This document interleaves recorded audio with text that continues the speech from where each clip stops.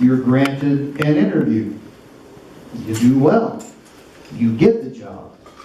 So you have an appointment with a representative from Human Resources, and they explain to you what your new job entails and what the basic standard requirements for that job will be. You will work an 8-hour day, and you'll receive a specific amount of money for each hour that you do work. Pretty straightforward, right? In addition, on a quarterly basis, every 3 months, if you arrive for work on time by 8 o'clock, we'll give you a bonus.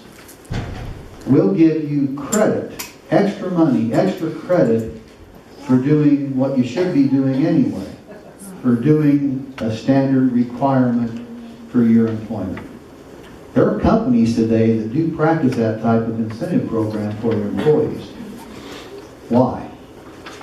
Why should you get credit for something that is a basic requirement for employment? Why should you get credit for something you should be doing in the first place?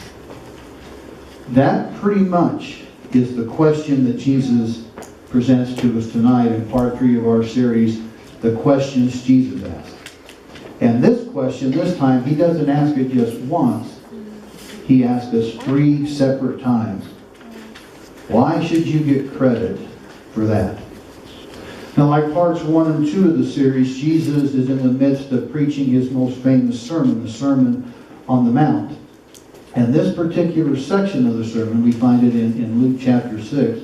This particular part of the sermon has some really tough concepts to get our mind around. It's difficult for Christians today to understand what Jesus is saying. It would have been really difficult for his audience back then.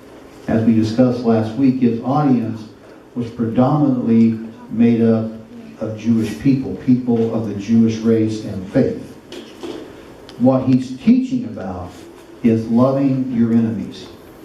And the instructions he gives, well, they go head on against the way the Jewish people live and the way they practice their faith. Loving our enemies by itself is hard enough to accept and to live out, but some of the ways Jesus tells us that we are to do it in this sermon, well, they're just really hard to grasp. Some of them don't seem to make sense when you first hear them. So we're going to do this a little bit differently tonight. We are going to go through the Scripture verse by verse and try to discern exactly what it is Jesus is asking of us, why he is asking us to do it, and most importantly, why we should want to do it. Love. Love is the foundation that Christianity is built on.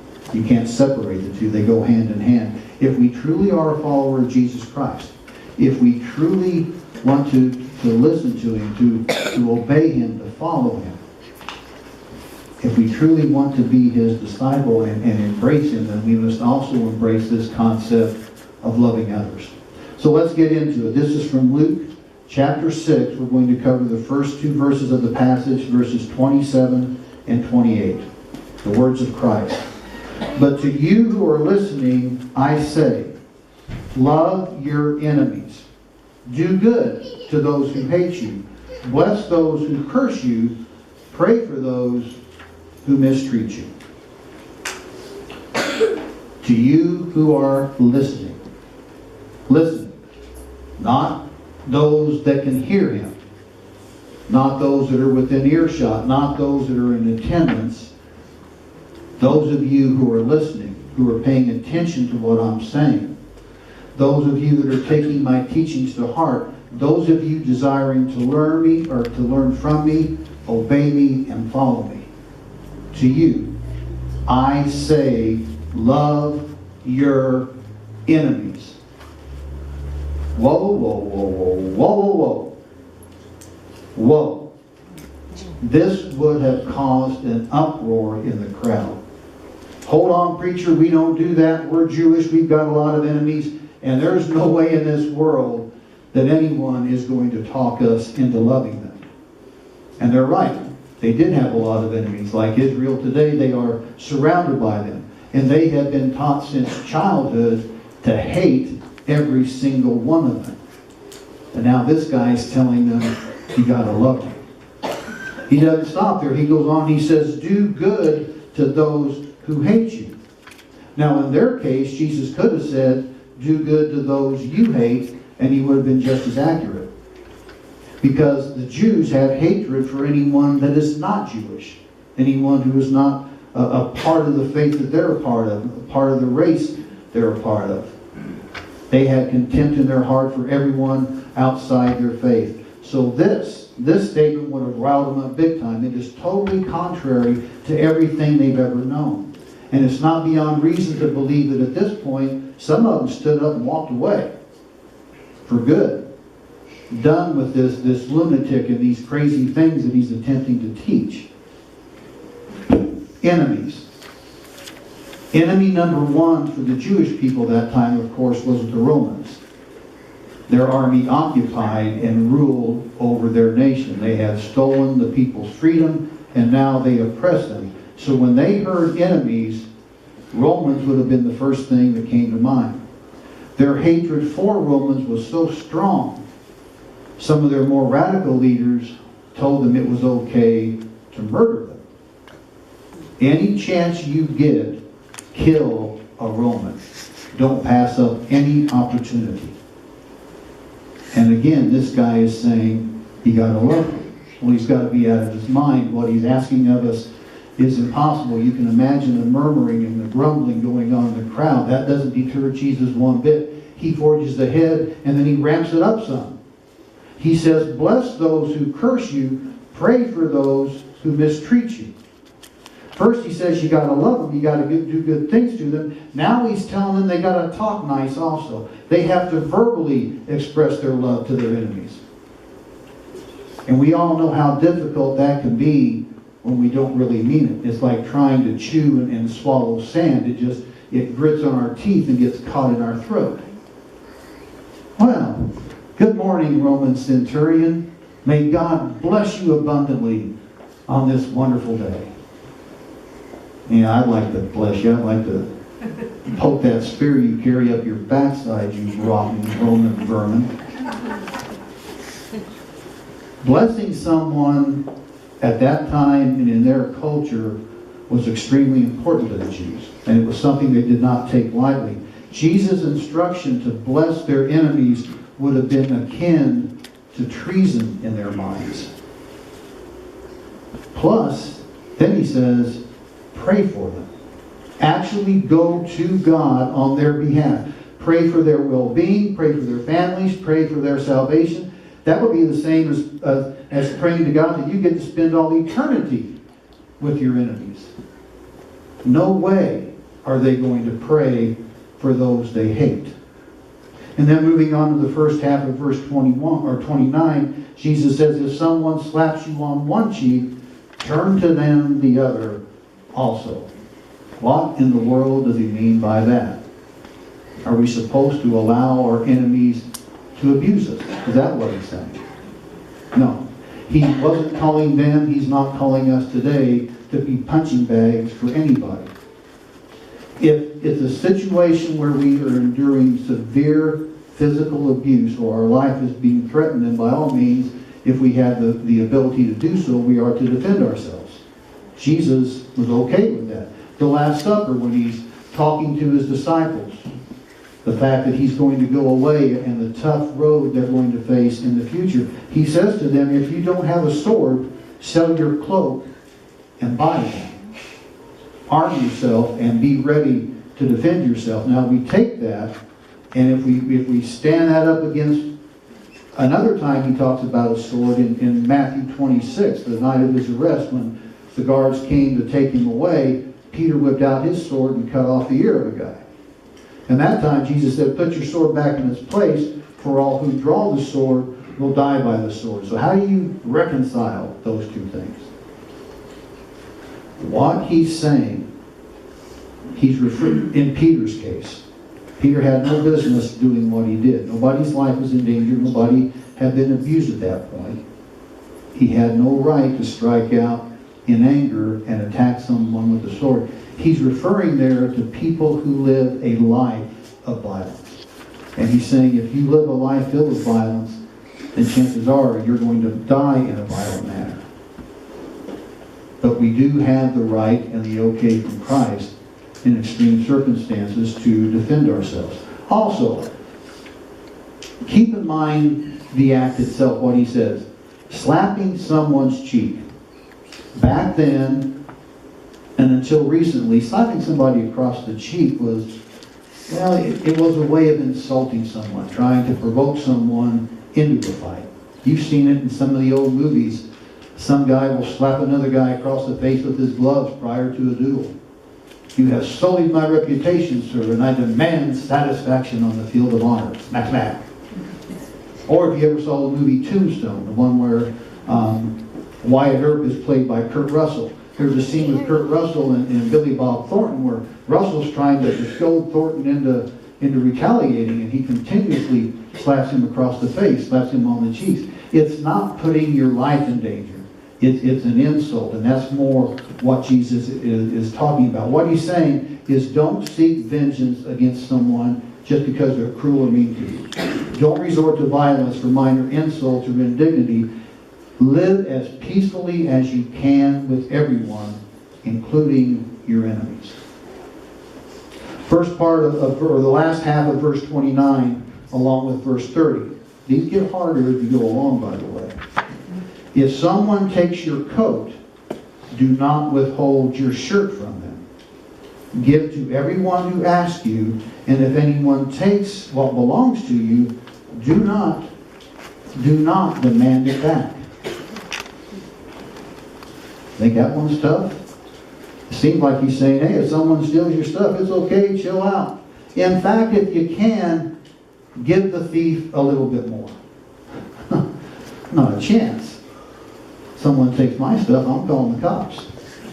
I've been violated. Now I'm the one demanding satisfaction. Quick, find them. Arrest them. Lock them up and throw away the key, and whatever you do, get my stuff back. That's normal, right? Normal reaction. I don't think anybody would blame any of us for reacting that way.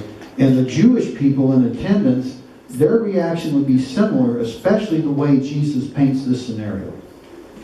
Taking someone's coat in Jesus' time was the same thing as stealing someone's horse in the Old West, and they hung horse thieves. Most people only had one coat, period. They didn't know what a clothes closet was. And their coat doubled as their blanket at night. Taking someone's coat was similar to depriving them of basic shelter. In fact, the Jews had a law that if you borrowed someone's coat, you had to return it to them by nightfall or you'd face the consequences. So Jesus here, and the audience would have understood, he's not talking about some petty theft. This would fall more in the classification today as a major felony. What he is saying, if someone takes something of yours and they do so out of need, don't automatically seek revenge or seek legal justice. Better yet, if they really are in need, give them more. He refers to it as giving them the shirt off your back. Even if you don't like them, you are to address the human need. Don't judge right off the bat. Find out if there is a need and address it. That is extreme love by any standard you measure against. However, Christians are called to a life of extreme love. Verse 31, familiar one. Do to others as you would have them do to you. Familiar, we know that one as the golden rule. And unless his audience was really listening and paying attention, this would seem like nothing new to many of them. They've heard it all before. Do unto others had been around for centuries. Hinduism and Buddhism had been espousing it for 500 years before Jesus came on the scene. Nothing new. The way Jesus presented it, however, there was a slight difference, but that difference was very, very powerful. Up until this point, do unto others, it had a negative inference attached to it. It meant don't do something to someone else, that you would not want done to you. Something harmful, something hurtful. If you don't want it done to you, then don't do it to anybody else. Negative. Jesus puts a different twist on it. The actual interpretation of the words he spoke would read more like this. Do things for others that you would like them to do for you. And that changes the meaning entirely. Now we're talking about good things, positive things. Treat them as you like to be treated. Do good things for them. Help them out as you like to be helped out. Treat them kindly as you like to be. Treat them with respect as you like to be respected. Treat them with love the way you desire to be loved. And that one really is a tough one. Verse 32 and the first half of verse 35. This is where Jesus hits us with tonight's question, hits us with it in triplicate. He says, if you love those who love you, what credit is that to you? Even sinners love those who love them. And if you do good to those who are good to you, what credit is that to you? Even sinners do that. And if you lend to those from whom you expect repayment, what credit is that to you? Even sinners lend to sinners, expecting to be repaid in full. But love your enemies. Do good to them and lend to them without expecting to get anything back. Yeah, we're going to do that all day long, aren't we?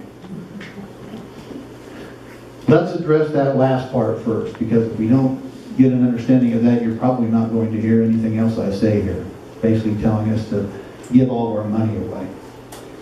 There are nuances in the original language here that make a huge difference in interpreting this correctly. And you can relax. Jesus is not telling us to lend to everyone who asks, even though we're not going to be repaid. That would be a recipe for bankruptcy. It would be nothing but foolishness. And he's not telling us to be foolish.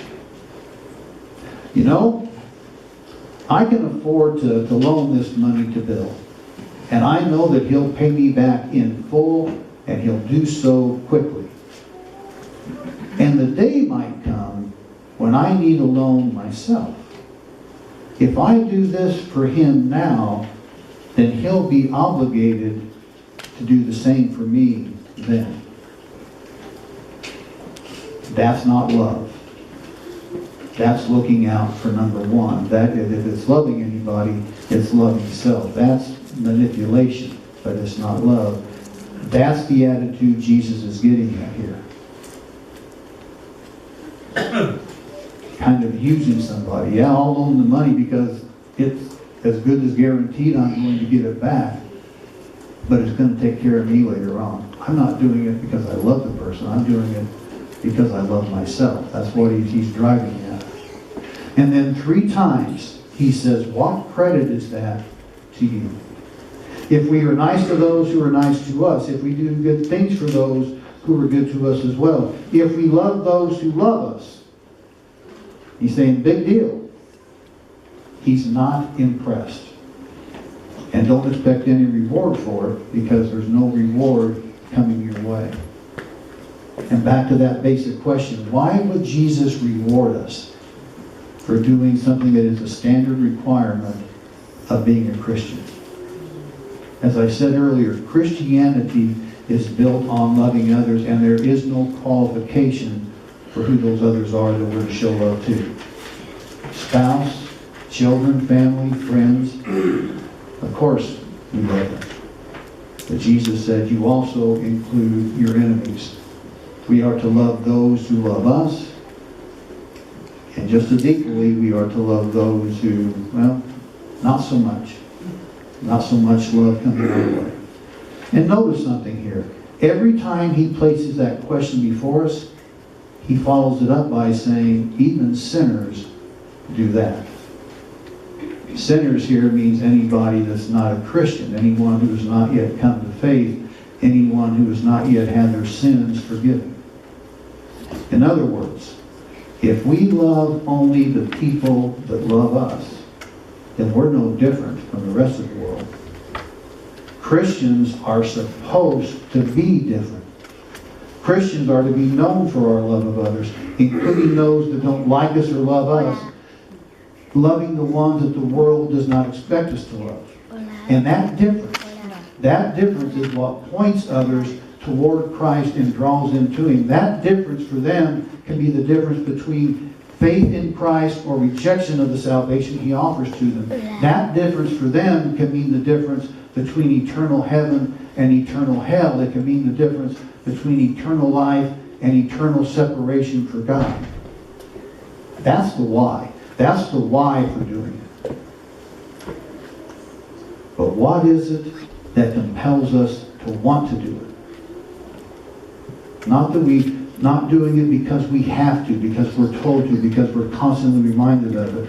Rather, making it a way of life, making it a lifestyle. The want to versus the have to. What is it that can drive us to that point? And we find that answer in the closing verses, 35 and 36. Jesus says, "Then your reward will be great, and you will be children of the Most High, because He is kind to the ungrateful and wicked. Be merciful, just as your Father is merciful." Now, when you first hear that or read that, it appears to be a repeat of why we do it. It seems that it's just repeating what I just explained. It doesn't appear to be anything in there that would make us want to do it. The why is because through our love, through Christ's love, lost people are drawn to Jesus. That these ungrateful and wicked sinners will be led to Christ. But read it again. Your reward will be great. Who's He talking to? Your reward, our reward. He is talking to us. And what is that reward? It's eternal heaven. Not their reward, our reward. He's talking to us. He's talking about us. He's talking about our salvation. And there is nothing there to indicate that at any point He talks about anyone else except us. The reward is heaven. He's talking to us, talking about us, about our salvation. That being the case, who then are the ungrateful and the wicked God is showing kindness and mercy to? It's us. We want to do it. We want to love others because once we were the others. We were the ungrateful and the wicked because God has been merciful to us. Therefore, we should want to be merciful and loving to others who are not yet us. Every Christian was once a wicked sinner. Every Christian today is a Christian because at one time or another, a Christian showed love to them before they became a Christian. And that is why every Christian should want to love others despite who those others might be. Do good to them. Bless them. Pray for them. Those who love us and those who are our enemies. That should remind you of something.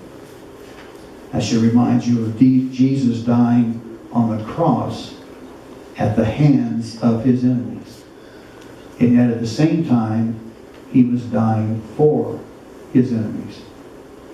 He was dying because of our wickedness. He was dying for us. We were the enemy. And at the same time, He is praying for His enemies. He's praying for us. Father, forgive them.